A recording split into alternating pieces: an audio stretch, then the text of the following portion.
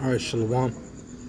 First and foremost, I want to give all praise, honor, and glory unto Yahweh, Bahashem, Yahushai, Bahashem, Rakha HaKodash. Double honors to my other apostles, a great millstone, and peace and salutation to the hopeful members of the elect, the Bakarim, the house of David, that's been preordained, predestined, to get delivered in these last times, and to be the ruling governing body of the nation Yasha Allah and the whole world. And I want to get to a quick lesson, just going off the spirit really. I had nothing really planned. I just had a topic in my head, and I want to get into this whole Iran war, U.S. versus Iran. And now the U.S. has integrated into the Israeli military,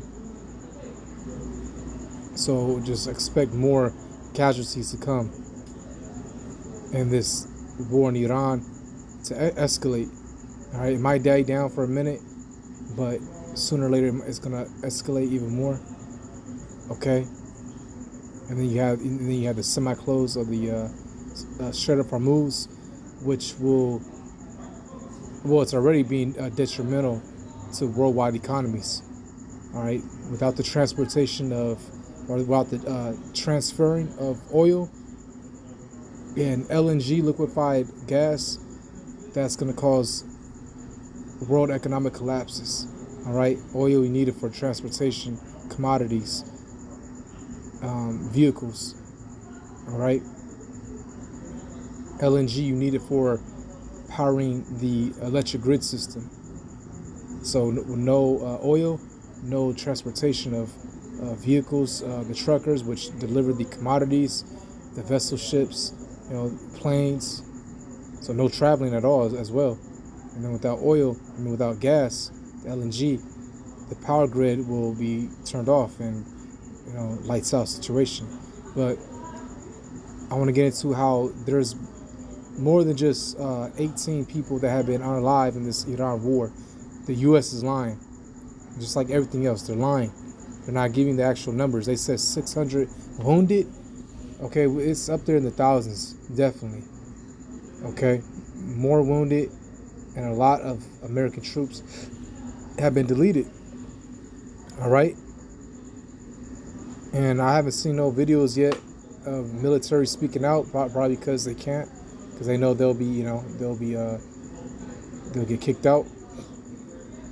All right, but the U.S. is lying. All right, they're lying about everything to make themselves look good in the eyes of the media and the world. So I'm gonna play this video. To weaken Iran's 18 soldiers killed in Iran conflict. ability to threaten commercial shipping in the Strait of Hormuz. Let's go back slightly. The U.S. Central Command says Iranian military targets were struck overnight for the 11th night in a row. The military says these strikes are designed to weaken Iran's ability to threaten commercial shipping in the Strait of Hormuz. I'll be going to Dover for something that I feel it's a great honor for me to do it. For the third time since the start of the war with Iran, President Donald Trump is set to attend the dignified transfer of the military's latest casualties. Sergeant Angel Rampersad, a 28-year-old soldier from New York, is the latest of the American service members killed to be identified. The Pentagon says Rampersad, along with 19-year-old Private Isabella Gonzalez and 25-year-old First Lieutenant Tyler Feehan were and you women, hey, when that draft comes, all right, that conscription, that military draft returns, you women will be drafted. All right, the last draft was in the early 1970s during the Vietnam War. That's going to come about again. All right, and you women, you're going to fall into that. This young woman that died, what was her name, Gomez, from Texas, young woman, all right, 19. Went to the military because that's what you women do. You go into the military to gain this world, just to be silly doves, all right, hop on every rod, to get scholarships, to get a house, or your own place to live. A lot of y'all just do it just to get away from your families. You want to go travel the world and ride the cock carousel. and get on the goodies. When really you should have had a husband and had children at that age, and been a good wife. But that's a whole nother world. It's a whole nother world we live in. Okay. But now you're finding out. Okay. And a lot of y'all can't just bounce. You can't leave. You stuck. So that's good. I hope y'all are sent front lines. All right. I hope y'all are sent front lines. And this woman Gomez, she was actually stationed in Jordan. But see, Iran, what they're doing is asymmetrical warfare, where they're hitting GCC, Gulf countries, allies to the U.S. And that's going to weaken the allied forces between the U.S. and the GCC, the Gulf countries. All right. That's going to make them think otherwise. You see? So let's continue. Killed in action while in Jordan. Sergeant Michael Swinton, a 30-year-old soldier from North Carolina, died Saturday in Iraq during a controlled detonation of a downed Iranian drone. These are people that want it, and they feel like I do, that Iran cannot have a nuclear weapon. It'll be an honor as well to join you at Dover to recognize these incredible Americans who committed to the cause just like you are. As the war continues without a clear timeline for completion, Democrats on Capitol Hill remain critical of the efforts. Another thing I want to say, notice that they're sending, it's mostly Jake that's what in the military, like 70%, and they use our children to be frontline soldiers, to be the grunts. All right, but it's mostly blacks, Latinos, and Native Americans that's in the military. You see? And it's going to get worse. It's going to get worse. All right? When it's all out hell breaking loose, when it's full-fledged World War III, this was going to happen.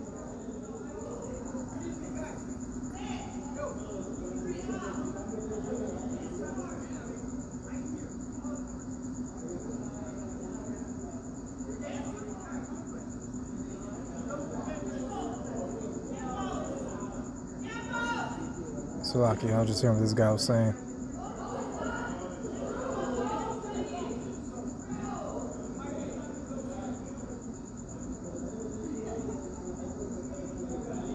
Anyways, Joel 2 verse 20. And it says, "But I will remove far off from you the northern army, and will drive him into a land barren and desolate." All right, the land that's barren and desolate is the Arabian region. Okay? So-called Middle East. All right, yeah, so-called Middle East, all right? In that desert. That's going to be the hot zone of World War III. The Armageddon is going to be taking place there. The Valley of Troops. You see? And it says in Jeremiah, the 50th chapter, the least of the flock shall draw them out. The least of the flock is Israel. And now they integrated into our military. So it's like, man, prophecy, this is how you know the Bible is faithful and true.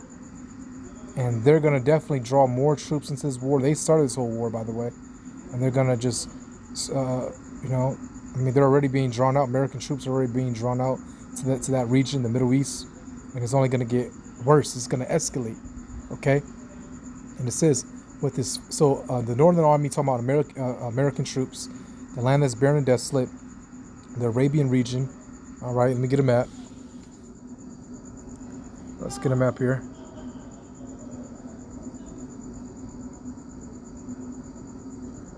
This is it, okay?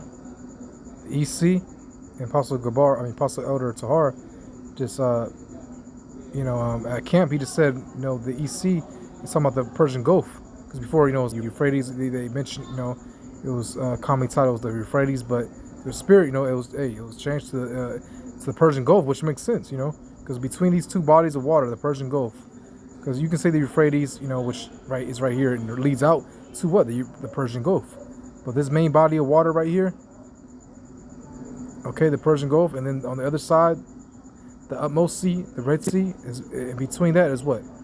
Saudi Arabia, the middle, the land is barren and desolate. Okay, this is gonna be the hot zone of World War III. Okay, the Valley of Troops. This is where they're gonna be, settled at. And then our Lord Yahushua is gonna come back and meet them there. And, this is the first place he's going to. Destroy all those troops over there before he makes his, makes his presence known in America and delivers the elect throughout the four corners of the earth. All right, so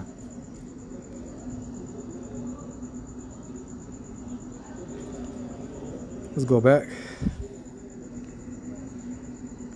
Joel 2 verse 20, and it says, but I will remove far off from you the northern army, and will drive him to a land barren and desolate, with his face toward the east sea, and his hinder part toward the utmost sea, our east sea, the Persian Gulf, utmost sea, the Red Sea. And his stink shall come up, and his ill savor shall come up, because he had done great things. Right. You see? You know, so that stink, that ill savor shall come up. It's talking about those dead bodies, the troops. Okay? And again, the news is lying. It's not just 18 people. It's way more. All right? 18 people got deleted and over like 600 got wounded, it said in another video. U.S. troops injuries in Iran war surpassed 600. Let's see what this says.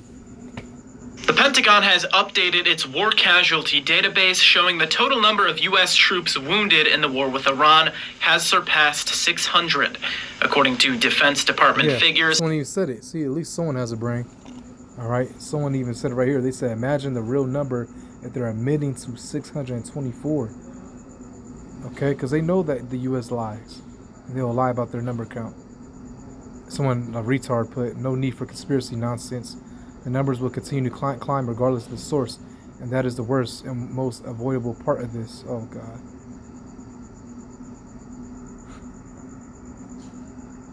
But yeah, it will escalate. But this ain't conspiracy theories. This is actual factual. Okay? The U.S. lies about everything. Esau Edom lies about everything. He's lying about the numbers. Okay? To make himself look good. To not cause panic in the people so they won't, start an uproar. Not yet, at least. Because they at least want that ultimately. All right?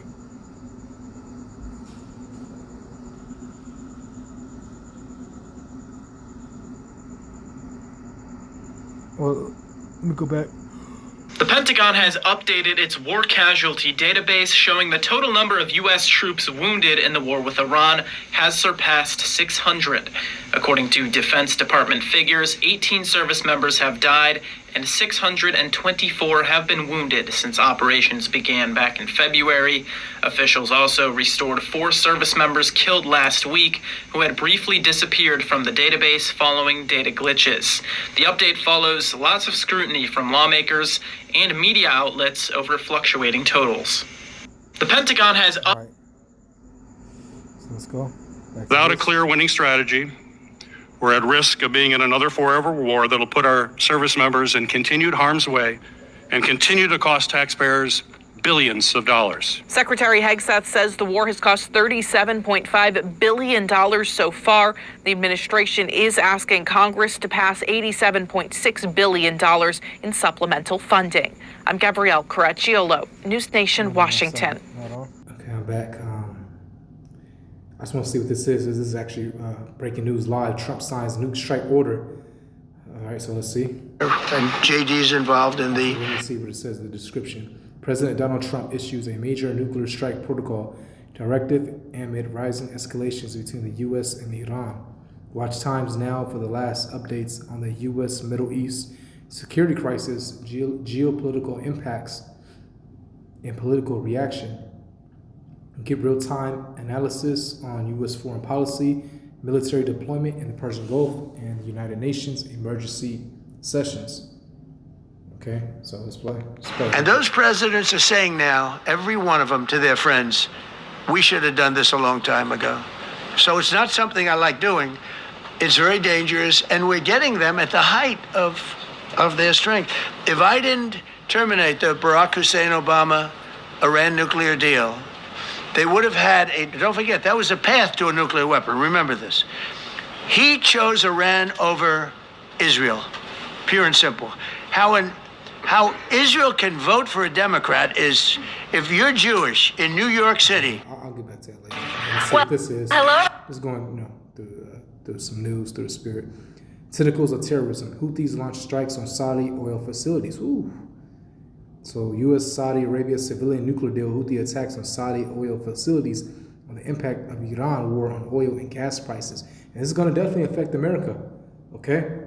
Everyone, I am Tommy Lahren along with Rich Edson, Taylor Riggs, and Jason Chaffetz. Welcome to the Big Weekend Show. The big story tonight is the Fox News alert. President Trump is reportedly holding off on a major escalation against Iran. Axios reports that the top U.S. military commander in the Middle East, Admiral Brad Cooper, advised stopping the bombing campaign in the Strait of Hormuz, arguing it has reached the limit of its effectiveness. Meanwhile, multiple reports indicate that Trump's advisors raised concerns over U.S. air defense munitions and Patriot interceptors being diminished in the Middle East. The administration is downplaying those reports. In the Middle East, Admiral Brad Cooper advised stopping the bombing campaign in the Strait of Hormuz, arguing it has reached the limit of its effectiveness. Meanwhile, multiple reports indicate that Trump's advisors raised concerns over U.S. air defense munitions and Patriot interceptors being diminished in the Middle East. The administration is downplaying those reports. See, they're lying. All right? They're lying. Okay? What she say? What was it? What was being diminished? Effectiveness. Meanwhile, multiple reports indicate that Trump's advisors raised concerns over U.S. air defense munitions and Patriot interceptors being diminished in the Middle East. The administration is downplaying those reports. Over U.S. air defense munitions and Patriot interceptors being diminished. All right, air defense munitions. Let's look that up. Okay. Air defense munitions. Why did it go to San Diego? God damn it. Munitions.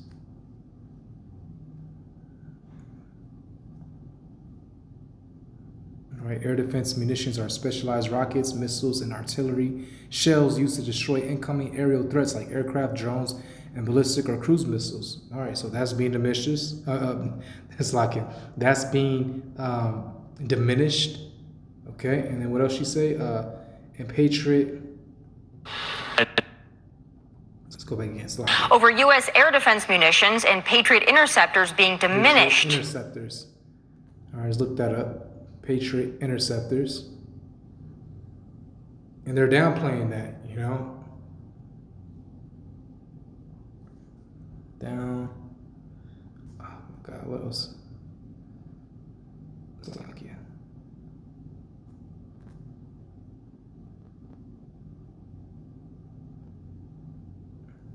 Here I am. I'm typing in downplaying. I'm going to type in Patriot munitions or Patriot interceptors.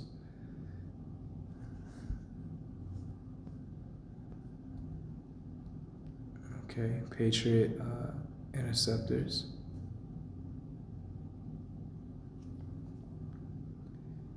All right, what are Patriot interceptors? Patriot interceptors are high-tech surface-to-air guided missiles used to destroy incoming tactical ballistic missiles, cruise missiles, and advanced aircraft. Okay, so these bad boys right here. All right. So air defense munitions and Patriot interceptors all being diminished. And they're downplaying it, all right? Because ultimately, the U.S., they're not winning this war, all right? As much as they put in the media and saying that they're advancing, they're not. They're lying to you. They're not. They made a hasty choice in going to this war, into this Iran war, or evading, not invading Iran, but attacking them. They thought it was going to be easy, and it wasn't. Now the whole world is literally suffering because of this. All right? Europe, Asia, everyone's about to go dark. Without the Strait of Hormuz and the Red Sea as well, because you have the Houthis in Yemen, they're gonna cause a blockade in that Red Sea. What was it? The Bab al-Mandab. All right? And that's like 12% of the world's oil right there. The Persian Gulf, the Strait of Hormuz is 20%. So you're looking at 32% of the world's oil altogether just being diminished, all right? Being halted. In the Middle East, the administration is downplaying those reports. It shouldn't surprise you the New York Times is off base. As the president said, we are locked and loaded. even more assets are going into theater, but he's giving talk some space. He's giving it a little bit of room. We've had both Oman and Iran and a number of our other negotiators engaged at every level, from the most senior levels all the way down to the technical level over the past few weeks, and particularly in the past few days. Meanwhile, Iran-backed Houthi rebels launched a massive strike on Saudi oil facilities with dozens of ballistic missiles and drones.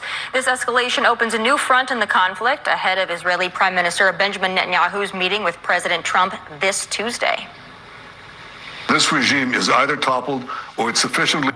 Psalms 55 verse 21. I'm gonna get straight to the point. All right, and it says, I think a little quick. Hold on, give me 1 second.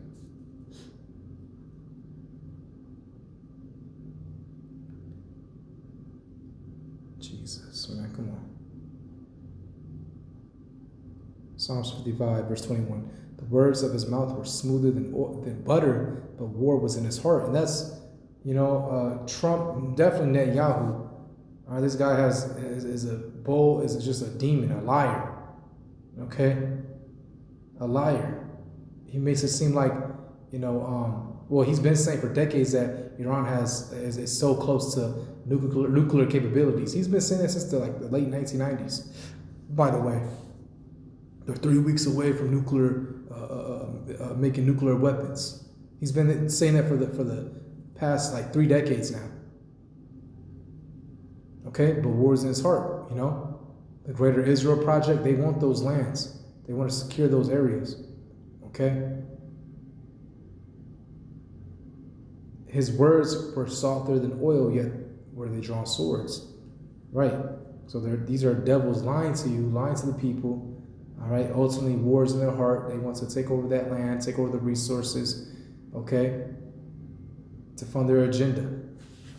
All right? And I want to just ask chat, what can come out of this, causing the effects of Saudi Arabia. Let me see, Iran just hit Saudi Arabia oil refinery. What's the effects of that worldwide? Okay. Hopefully get straight to the point. It just came out 6 hours ago. On the Red Sea, oil price rise. Okay, we know that. Oil price rise. Even if damage is limited, markets often react immediately because traders fear future disruptions. Brent crude has already been volatile during the current regional conflict. All right, sources from Reuters. Higher gasoline and diesel prices. If oil remains expensive for weeks, consumers around the world, including the U.S., could see higher prices at the pump. And we've been seeing that. It's like $5 on the East Coast and it's like $7 on the West Coast. Inflation pressure, more expensive fuel raises transportation and manufacturing costs, which can increase prices for food, shipping, airline tickets, and many everyday goods. Shipping disruptions. The attacks have contributed to the reduced traffic through key shipping routes such as the Bab el-Mandab, right, in the Red Sea Strait, while the Strait of Hormuz remains under stress. Delays there affect oil, liquefied natural gas, and global cargo. Financial market volatility. Energy stocks often rise, while airlines, shipping companies, and other fuel-intensive industries may come under pressure. Investors frequently move money into assets viewed as safer, such as gold or U.S. Treasury bonds. Greater geopolitical risk. Saudi Arabia could increase military involvement or support additional operations against Iranian-backed groups, raising the risk of a broader regional conflict. Okay?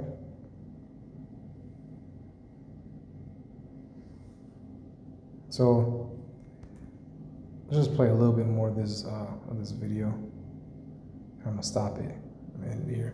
weakened, that it knows it has to end its nuclear program and has to change its course. That's really what President Trump is trying to achieve. It's a good thing to have the... This demon's been saying that for 3 decades. You know, they need to end their nuclear program. They're this close to making a nuclear missile.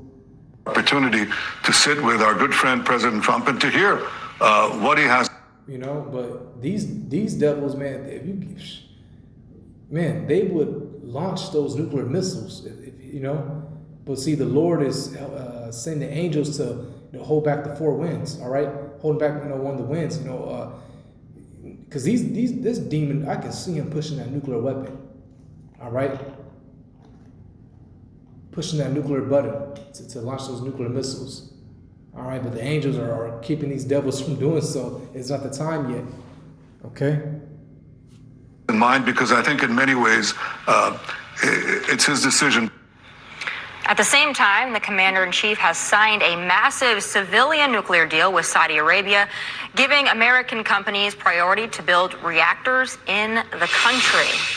Jason, I want to start there.